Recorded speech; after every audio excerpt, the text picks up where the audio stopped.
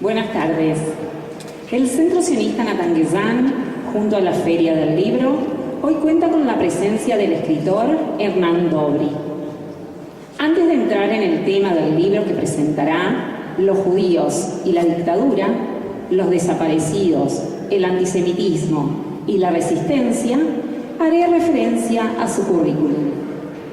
Hernán Dobry nació en Buenos Aires en 1974. Es licenciado en periodismo y magíster en relaciones y negociaciones internacionales. Desde hace 14 años se especializa en la cobertura de mercados financieros globales e historia política. En la actualidad se desempeña como editor general del portal Sala de Inversión América, es colaborador del diario Perfil y docente de la carrera de periodismo de la Universidad de Palermo y la Universidad Abierta Interamericana. Fue editor de Bloomberg TV Argentina y corresponsal en Buenos Aires para los canales de Brasil y España. Jefe de redacción de la revista Inversor Global y ha publicado en El Cronista, El Diario Clarín, Haaretz, Infobae y Fortuna, entre otros. Es autor de Operación Israel, el rearme argentino durante la dictadura, publicado en el año 2011, y Los rabinos de Malvinas, la comunidad judía argentina, la guerra del Atlántico Sur y el antisemitismo, publicado en el año 2012. La legislatura de la Ciudad Autónoma de Buenos Aires, en septiembre del año 2012, declaró su libro Los rabinos de Malvinas de interés cultural y de interés para promoción y defensa de los derechos humanos. El libro Los judíos y la dictadura repasa la historia de la comunidad en los años 70. Una investigación completa que da a conocer el autor con varias entrevistas realizadas, sumado a una abundante documentación y bibliografía. Este libro viene a llenar ese espacio hasta ahora nunca abordado y a su vez desentrañar la actuación de los diferentes sectores de la colectividad durante los años de la represión a través de la historia del periódico Nueva Presencia. Hoy contamos personalmente con Hernán Dobry y es un placer que nos hable con detalle sobre su libro. Bueno, buenas noches. Muchas gracias por invitarme y por recibirme en este magnífico lugar. Y hace poquitito estuve aquí en Rosario presentando mi libro anterior, Los rabinos de Malvinas, y en esta oportunidad voy a hablarles un poco de lo que fue este libro, Los judíos y la dictadura, que más de uno le gusta hacerme el chiste que es el que forma la trilogía de los 3 libros que escribí sobre la misma época, sobre temáticas diferentes pero que abordan el mismo espacio de tiempo. Los judíos y la dictadura es un libro que para mí era una cuenta pendiente escribir.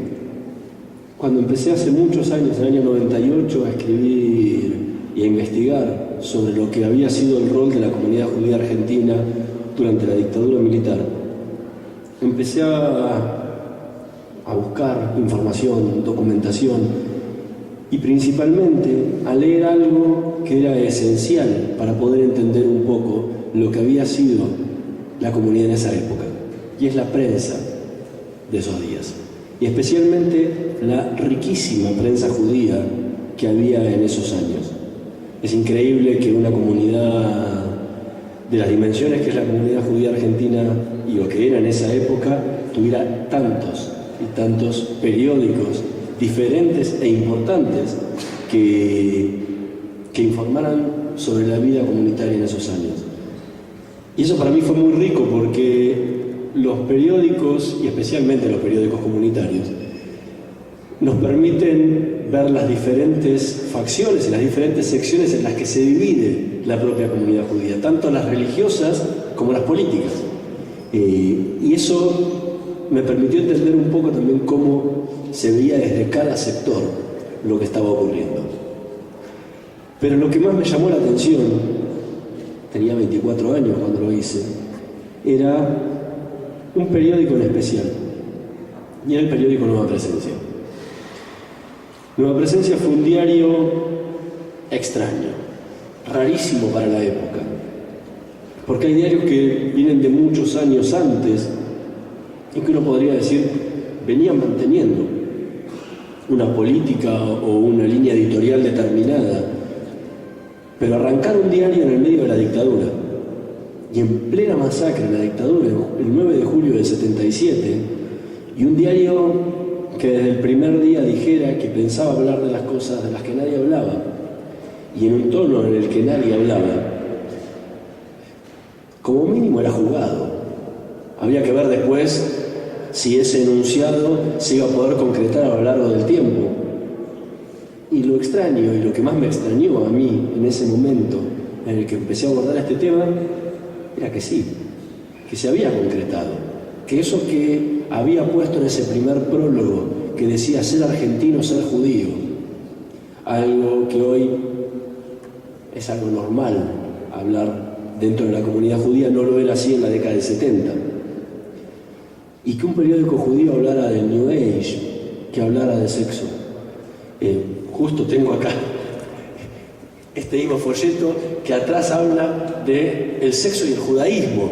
Digo, en la década del 70 publicar esto en un diario comunitario hubiera sido un tabú terrible y más de uno se hubiera agarrado la cabeza, y hoy convocamos una conferencia pública para hablar justamente de este tema. Digo, para ver cómo han cambiado las épocas y cómo las cosas que hoy se pueden ver en la prensa en esa época hubiera sido hasta casi una locura. Bueno, eso es lo que plantea Nueva Presencia desde ese primer día, y a mí me llamó la atención. Me llamó la atención como periodista, conociendo no solamente la prensa comunitaria, sino la prensa nacional, o sea, cómo se manejaba y qué temas se manejaban en esa época.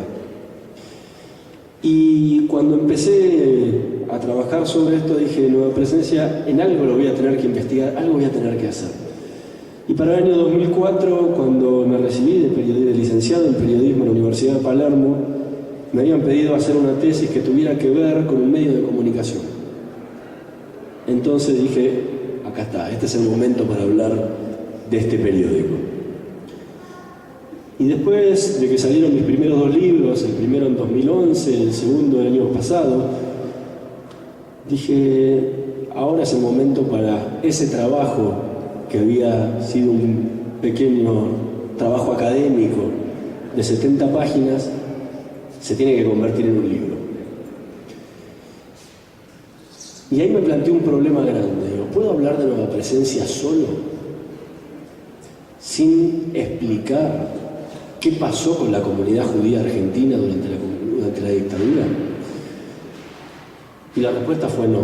Es imposible poder entender ni cualquier diario con el que uno quiera hablar si uno no explica bien el contexto en el que ese diario tuvo que vivir. Porque muy simple hubiera sido un diario contestatario durante la democracia. ¿Cuántos medios de comunicación contestatarios hay hoy en plena democracia? Muchísimos. Pero no era lo mismo en la época de la dictadura. Entonces había que explicar muy bien qué era lo que había pasado, no solamente en el país, sino lo que nos había tocado vivir como comunidad judía en esos años. Y recién venía de Radio Nacional y me preguntaban si había habido una persecución contra la comunidad judía argentina durante la dictadura.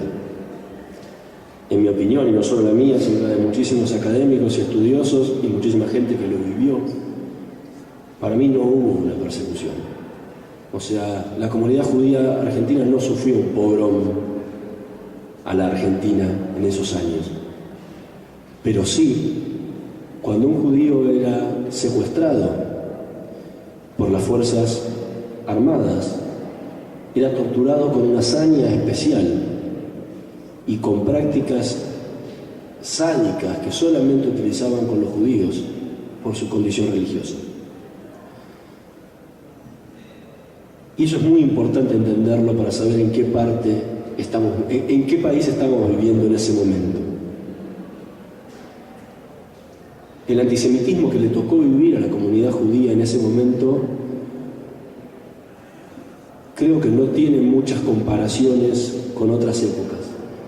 Las bombas en los colegios, en los clubes, en las sinagogas, las ya acostumbradas prácticas de profanación de cementerios que vivimos en democracia, en dictadura, se proliferaron constantemente. Las publicaciones antisemitas, editoriales como Milicia, Editorial Odal, estaban constantemente publicando libros de los diferentes jerarcas nazis en esa época. Hoy venía en el kiosco de revistas de la estación de Retiro, vendían Mi lucha de Hitler. Me parece que las épocas cambian, pero las cosas siguen bastante parecidas.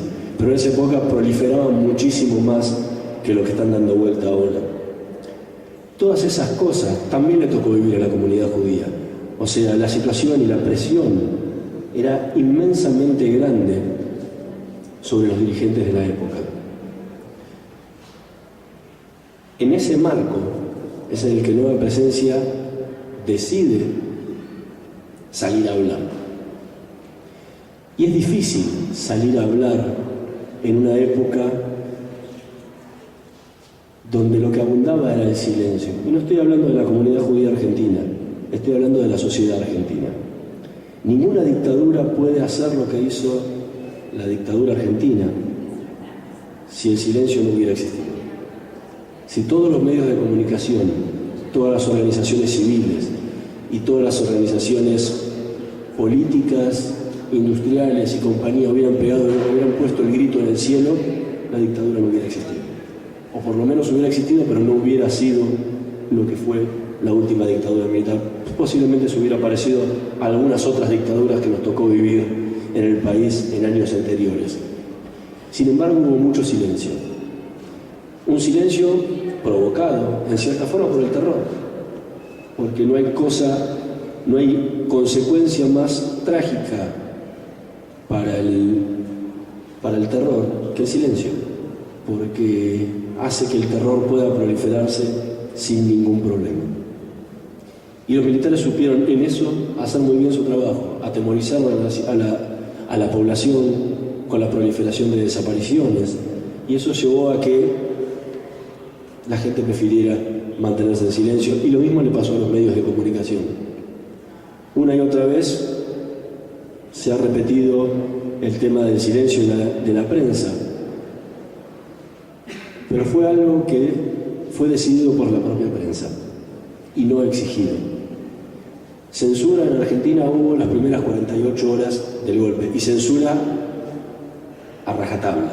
O sea, los medios, por lo menos los porteños, tuvieron que presentar en la Casa de Gobierno las pruebas de lo que iban a hacer los diarios al día siguiente, y los militares los iban a corregir y decirles qué tenían que cambiar o no.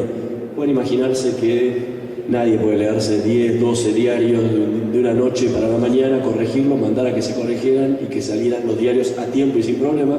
En 48 horas se dieron cuenta de que eso era inviable totalmente y desapareció la censura. A partir de ese momento hubo autocensura.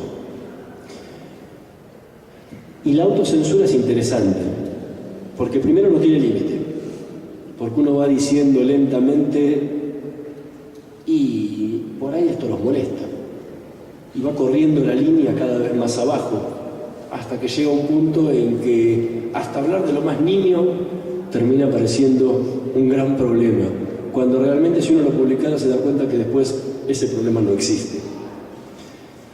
Y la autocensura también tiene otro punto interesante, que te permite hablar y decir cosas, porque como nadie te la está imponiendo y te la impones vos solo, cuando empezás a probar y te das cuenta que nadie te dice nada del otro lado, seguís hablando.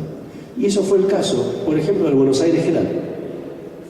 El Buenos Aires Herald nunca se cansó de denunciar lo que pasaba en Argentina, de hablar constantemente. ¿Tuvieron amenazas? muchísimas. Robert Cox, su director, estuvo preso un día junto al Premio Nobel de la Paz Adolfo Pérez Esquivel. Su hijo fue seguido y le dijeron todas las cosas que estaba haciendo en cada momento, como amenazando lo que lo iban a secuestrar, y él decidió cerrar todo e irse a vivir a los Estados Unidos para nunca más volver al país. Y cosas parecidas le pasaron a sus sucesores, a Andrew Graham Yule y a James Nilsson. La situación no era fácil, pero había ciertas rendijas en las que uno se podía mover.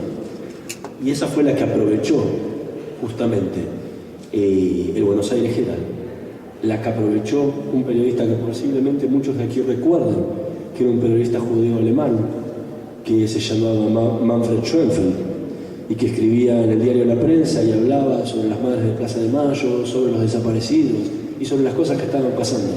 Y La Prensa era un diario importante en la época, no es lo que son, que sigue existiendo y nadie sabe que existe. Pero en ese momento existía y era importantísimo. Y si un columnista tan importante como él podía hablar de ese tema, cuando en la página de al lado la columna la escribía Camps, ¿sí?, era que algunas cosas se podían decir. Le costó una golpiza donde le deformaron la cara a Manfred Schoenfeld en la calle un día en Buenos Aires. Sin embargo, él siguió escribiendo de la misma forma que lo venía haciendo durante toda la dictadura. Bueno, en esas rendijas fue donde se insertó Nueva Presencia, ni bien salió, el 9 de julio del año 1977. Y empezó a trabajar justamente en eso, en empezar a hablar, empezar a contar cosas, empezar a decir cosas que no se decían y empezar a darle lugar a quienes no tenían voz, que eran los familiares de desaparecidos, los organismos de derechos humanos, que en ese momento no contaban con la posibilidad de que nadie, sacando de vuelta el Buenos Aires Herald y el diario La Prensa, contara su realidad.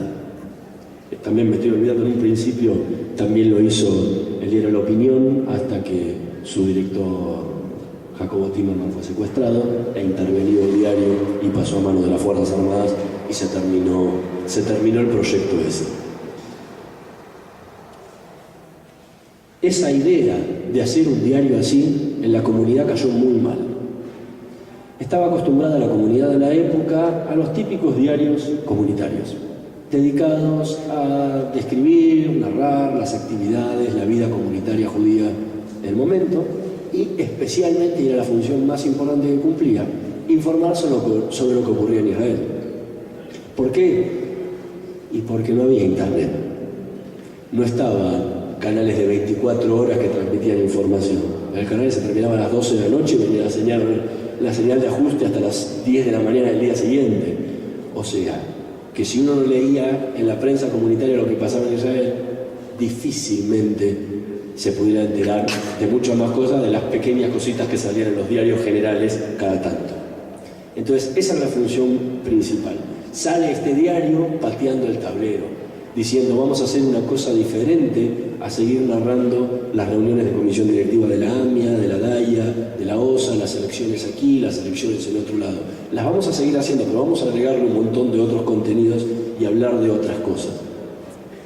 Bueno, el escándalo que provocó el primer número fue tan grande que la dirigencia comunitaria de esa época fue al día siguiente a las oficinas de Dipresse, del famoso diario en Yiddish que tenía décadas y décadas publicándose en el país, y eran los dueños de ese periódico Nueva Presencia, a que pedir que por favor pararan a ese loco que era Hermann Schiller, porque lo que estaba haciendo era una locura y no podía seguir con eso. La presión fue enorme y no había pasado nada, todavía no estaban hablando de nada descabellado, cosa que uno pudiera decir es un suicidio lo que están haciendo, pero ya habían cambiado el eje de lo que se estaba acostumbrado en el momento. Se reúne el directorio de Dipresse y someten a votación qué hacer. ¿Seguimos o no seguimos?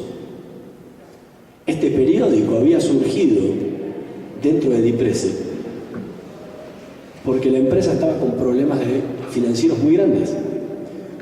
Ellos solían decir que cada persona mayor que fallecía era un suscriptor menos. ¿Por qué? Porque era uno menos que hablaba yiddish. Sus hijos ya no lo hablaban. Entonces se quedaban sin gente para leer. Entonces algo tenemos que hacer. Y lo llamaron a Schiller para que hiciera una publicación en castellano, para tratar de darle oxígeno a la empresa. Le dio tanto oxígeno que después Nueva Presencia terminó solventando económicamente los déficits que les traía DIPRESE. O sea que cumplieron muy bien con su tarea. Pero ese primer número tenían la duda de qué hacer. Sometieron a votación, eran 9 miembros del directorio.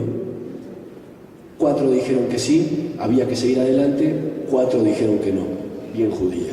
O sea, bien. Y faltaba el último, que era el director, el presidente del directorio, que tenía que decidir, a ver qué hacer, tenía que desempatar. Y él dijo, con un número en la calle, generamos un revuelo impresionante. Y lo más importante de todo, no pasamos desapercibidos. Cumplimos nuestro objetivo. Para eso habíamos planeado hacer un diario en español. Que siga. Gracias a Carlos Rabdil, que fue el que dijo esas palabras en ese momento, hoy yo estoy sentado acá pudiendo contarles la historia de lo que fue ese medio de comunicación. A partir de ahí Nueva Presencia tuvo una carta en blanco para poder seguir trabajando y poder seguir profundizando cada vez más las temáticas que había decidido trabajar. Y no tardó demasiado en meterse en temas ríspidos. Al cuarto, quinto número se reunió con el presidente, con el director de la revista, de una revista árabe, que no me acuerdo de su nombre, creo que la revista se llamaba Salam, e hicieron una mesa redonda junta sobre lo que era la problemática árabe-israelí. Estamos hablando del año 78. Todavía Sadat no había ido a Israel, no se había firmado la paz con Egipto, ni nada.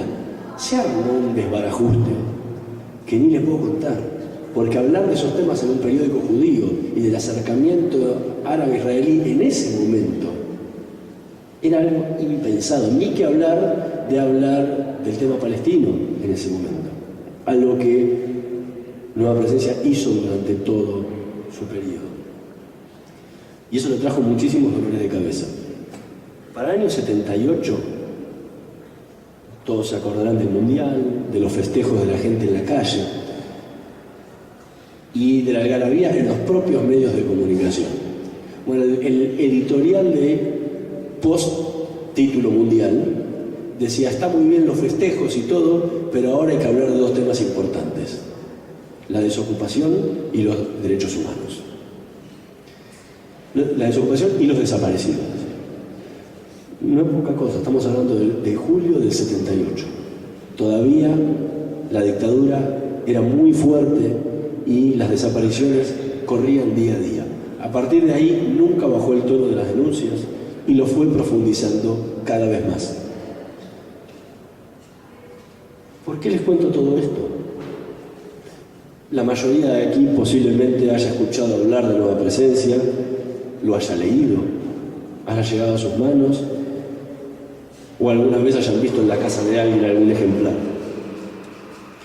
El tema es que Nueva Presencia ha sido olvidado, separado de todos los relatos que se han escrito sobre la prensa en la dictadura, sobre la historia de la prensa argentina e incluso sobre la historia de la comunidad judía argentina. Y ahí me pareció, cuando hice este primer trabajo en la facultad y luego cuando decidí publicar el libro, que se estaba dejando afuera a uno de los mayores luchadores por los derechos humanos que había habido en este país durante la dictadura, y que por la decisión, no podría decir adrede o no me gusta calificar a otros colegas, jamás se lo incluyó ni con dos palabras, nueva presencia.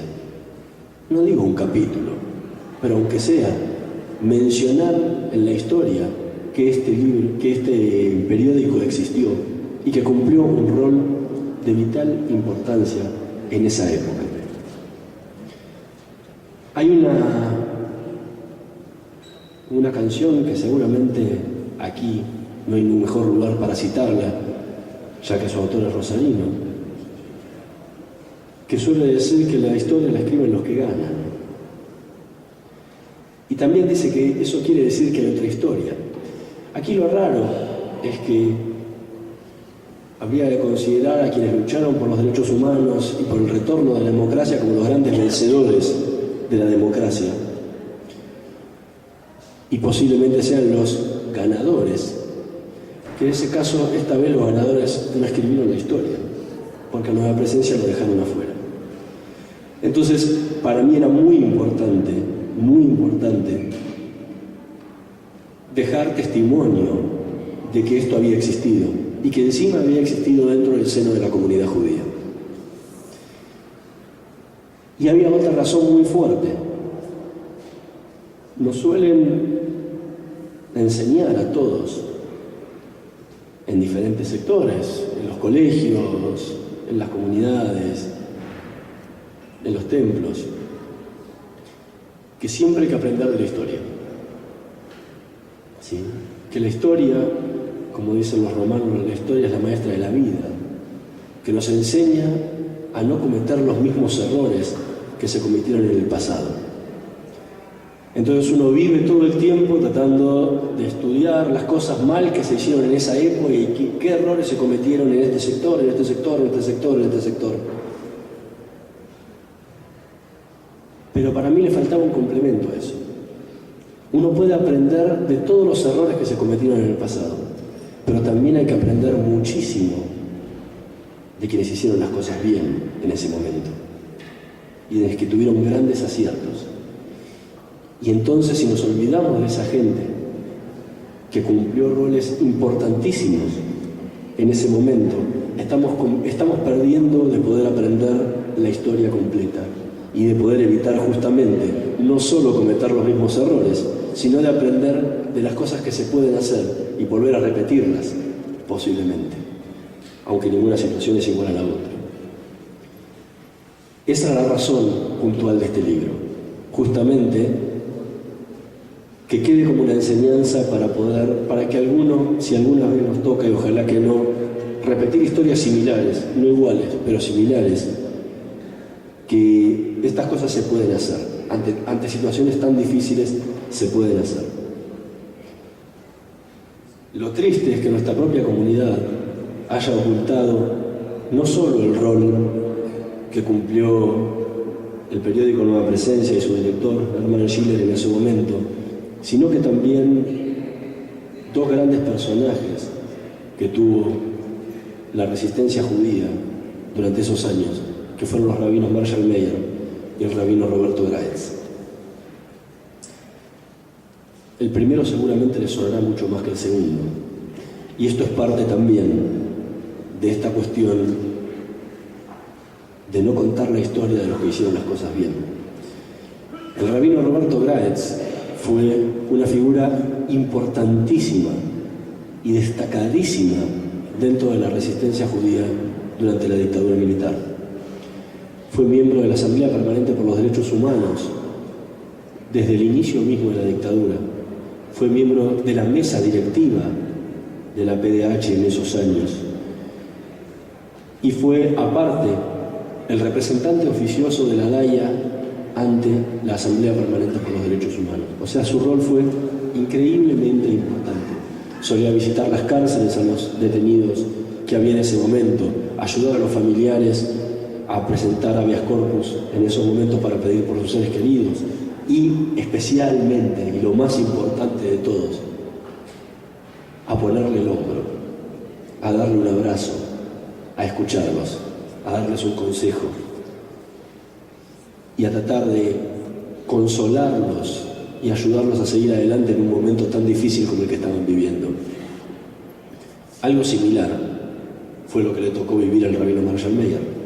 solo que la diferencia entre uno y otro era su personalidad. Uno lo hizo en el mayor de los silencios y el rabino Marshall Meyer era una persona que exteriorizaba muchísimo y muy pública. Entonces hoy es mucho más conocido su nombre en todo el país que lo que fue el rabino Roberto Reitz, aparte de que él se fue en el año 1980 a vivir a Brasil y de ahí a vivir a los Estados Unidos, donde todavía vive. Y valga esto también como un homenaje a su lucha poco conocida hasta el momento. Todo eso me llamó la atención no verlo reflejado cuando abrí hace ya un tiempo largo el libro de 75 años de la historia de la Daya. No había una sola mención a ninguno de los tres. Uno podría entender, si conoce las peleas internas que vivimos en las comunidades todo el tiempo, que tiene que ver con una interna y que Schiller no era considerado lo que fuere dentro de la comunidad y que Meyer tenía muchísimos problemas anteriores a lo que había sido la época de la dictadura, entonces que por eso no quería honrarse de que uno de sus miembros hubiera cumplido con esa tarea. Pero el rabino Roberto Reitz era el representante oficioso de la Daya ante la Asamblea Permanente por los Derechos Humanos. O sea, no puede obviarse eso. No hay una sola mención a ninguno de los tres.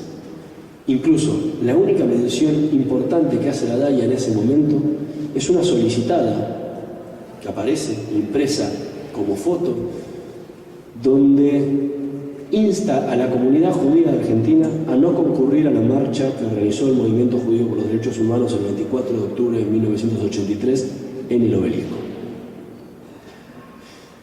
Yo no sé quién escribió el libro, pero creo que al momento de seleccionar las imágenes fue bastante poco feliz la elección.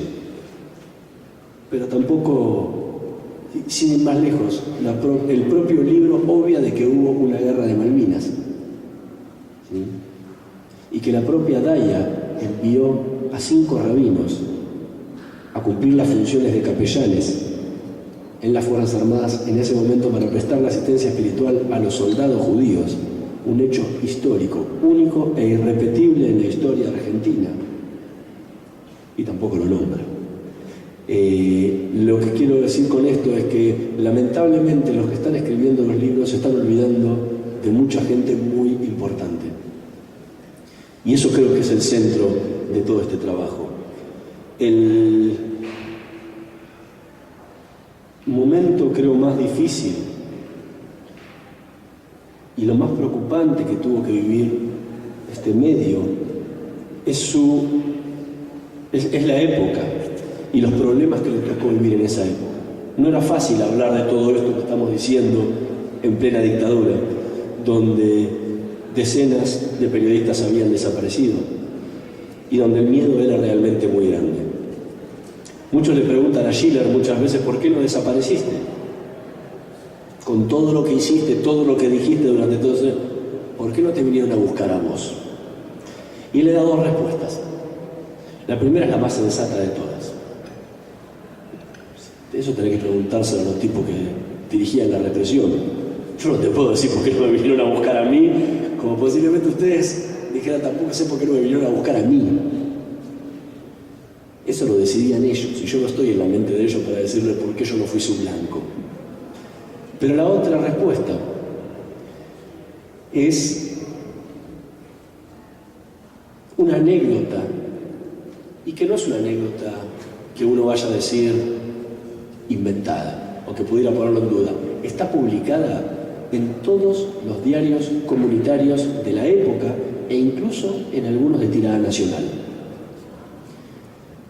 Se acordarán que después de la guerra de Malvinas, Argentina se alineó muchísimo con el movimiento de países no alineados, y el presidente en ese momento, el general Mignone, decidió ir a la reunión de no alineados que se hizo en Nueva Delhi, y en esa reunión no tuvo mejor idea que abrazarse con Yasser Arafat, por entonces uno de los terroristas más buscados en el mundo y líder de la Organización para la Liberación de Palestina.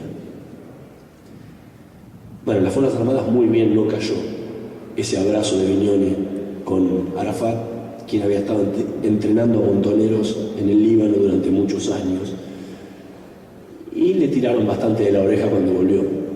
Ni se pueden imaginar, o se lo imaginarán y lo recordarán, la reacción de la comunidad judía argentina cuando vio esa imagen en todos los diarios. Enseguida, la DAIA y la embajada pidieron separadas reuniones. A la DAIA la pelotearon durante bastante tiempo, casi un mes, hasta que le dieron la reunión. Los recibieron en la Quinta de Olivos. Estaba el presidente en ese momento de la entidad, que era Sion Cohen-Imach, y sus miembros de mesa chica, su secretario, vicepresidente, que fueron a la reunión con él. En esa reunión, la DAIA presentó su protesta por ese encuentro que había tenido Viñone con Arafat. Y en el medio de todo el discurso, Viñone los paró y le dijo: pero ustedes qué me vienen a hablar de todas estas cosas, si ustedes tienen un diario que se llama Nueva Presencia, que nos ataca a nosotros todo el tiempo. El presidente de la DAIA se sorprendió, se quedó duro, no se esperaba una respuesta así, y le respondió: usted se equivoca, Nueva Presencia no es un diario de la comunidad judía. Nueva Presencia es un diario judío, pero de una empresa privada. Esto lo contó el presidente de la DAIA en una conferencia de prensa cuando salió de la reunión con Viñone. No lo conté yo ni lo contó Schiller.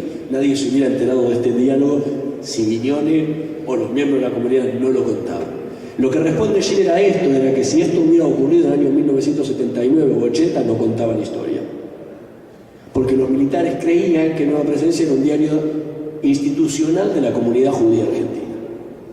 Esa era la mentalidad que ellos tenían, y que entonces no iban a meterse a secuestrar o hacer lo que fuera, o clausurar un diario que fuera de la comunidad judía argentina, porque ellos en su mentalidad tenían miedo que la sinarquía judía mundial, que los banqueros judíos del mundo, que los líderes soviéticos judíos del mundo, o sea, pues éramos dueños de todos los problemas del mundo, cayeran sobre la Argentina con una presión inmensa, que quisieran destruir el país porque se habían llevado a un periodista. Encima ya tenía la experiencia de Timerman, así que 2 veces problemas gratis no se iban a querer cobrar.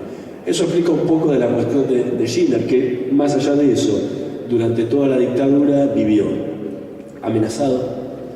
El periódico recibió 2 bombas en sus propios talleres y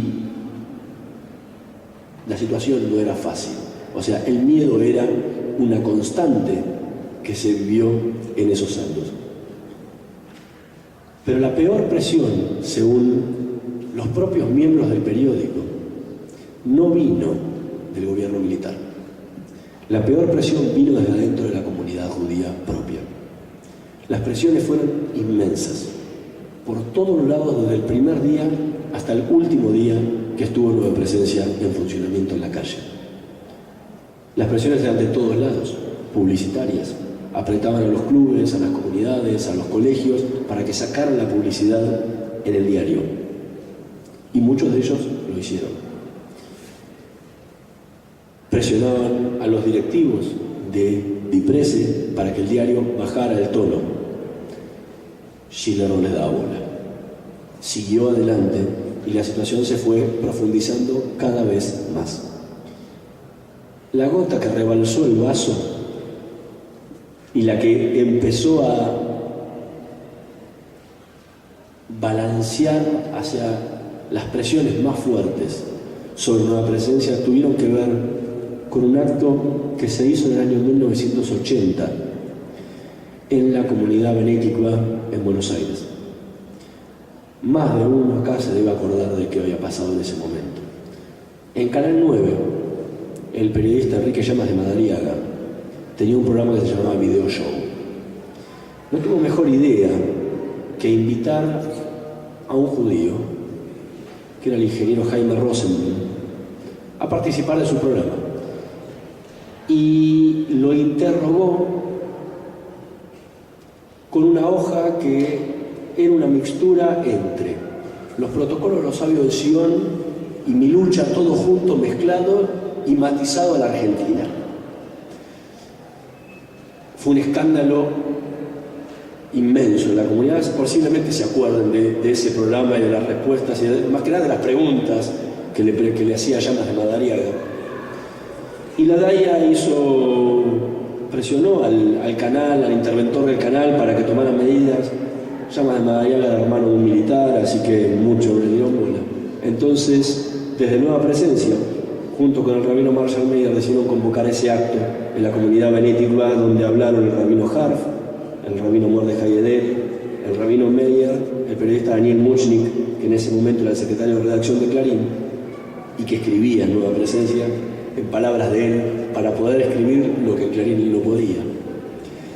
Y el propio Schiller. La presión fue muy grande porque la DAIA no soportaba que eso ocurriera. Y a partir de ahí se empezó a gestar lo que en el año 83 se concretaría finalmente, que fue el movimiento judío por los derechos humanos. Que, si llegan a ver la tapa del libro, esa foto que está ahí es la foto de la primera marcha en la que participa el movimiento judío por los derechos humanos. Ahora estamos al día 14, el día 19 de agosto, cuando fue sacada esa foto, ya se van a cumplir 30 años. Se acordarán que el gobierno de Viñone había promulgado la ley de autoamnistía, donde se autoperdonaban por cualquier cosa y cerraban el caso de desaparecidos para siempre, los declaraban a todos muertos y se terminó. Y hubo una movilización muy grande en todo el país. En Buenos Aires se hizo en la Plaza del Congreso y todos los organismos, nunca vamos a entender bien por qué, decidieron marchar desde Córdoba y 9 de julio, por 9 de julio derecho, Avenida de Mayo, hasta el Congreso. El movimiento judío por los derechos humanos, que recién se había fundado con la presidencia conjunta entre Schiller y Meyer, había decidido salir. Dice, si estos salen de Córdoba y 9 de julio, ¿nosotros de dónde salimos? De Libertad y 9 de julio. Estaba el Templo de Libertad ahí en la esquina, o sea, lugar más paradójico para salir e imposible. Salieron con esa pancarta que de punta a punta de la avenida Córdoba decía: aparición con vida, movimiento judío por los derechos humanos, y 2 estrellas de David, una en cada punta. Las presiones de la DAIA fueron abismales.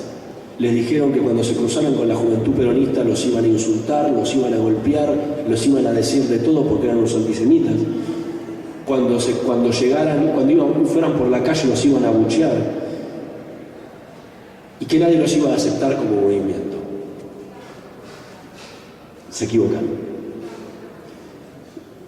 Cuando se juntaron en la puerta del Templo de Libertad, las autoridades les cerraron la puerta en la cara y no les dejaron entrar. Se tuvieron que juntar ahí enfrente, en la puerta. Verán de costadito, los que lo vean en detalle y conozcan bien la zona, que se ve el Teatro Cervantes al lado, de costado. Marcharon desde ahí hasta la Plaza del Congreso, fueron uno de los últimos en entrar. A su paso por toda la 9 de julio, eran ovacionados por toda la gente que estaba en la calle. Y cuando entraron y la locutora dijo que hacía ingreso al movimiento judío por los derechos humanos, hubo una ovación en la Plaza del Congreso. El movimiento judío por los derechos humanos es revolucionario en la Argentina. ¿Y saben revolucionario por qué? Por 2 hechos. El primero tiene que ver con su nombre. ¿Alguno recuerda, y me puede decir acá, el nombre de una comunidad, institución, colegio, club o lo que quiera que se llame judío en Argentina?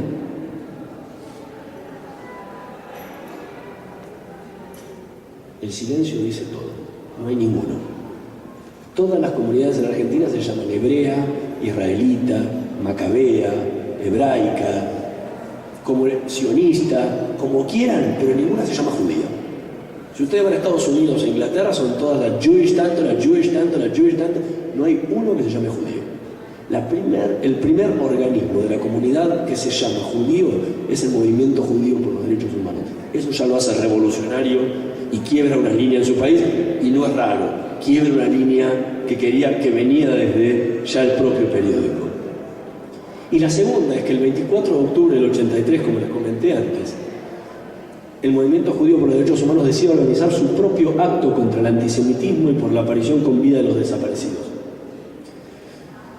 Convocaron a 10.000 personas en el obelisco en un acto en que los oradores, miren los nombres, fueron el Premio Nobel de la Paz Adolfo Pérez Esquivel, la presidenta de Madres de Plaza de Mayo, Eve de Bonafini, y el propio rabino Marshall Meyer.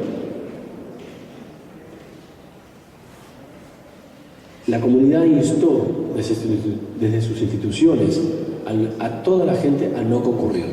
Prohibieron que los madrijim fueran, instaron a que las tnuot no fueran, a que los jóvenes de las distintas agrupaciones no concurrieran, porque lo que estaba haciendo el movimiento judío era algo que hasta ese momento no había ocurrido. Era el primer acto en la historia comunitaria que se hacía en la calle. En esa época los actos se hacían en escuelas, en clubes, en teatros, en la propia sede de la AMIA, en el Luna Park, cuando era algo muy grande. Y se siguieron haciendo así durante muchos años.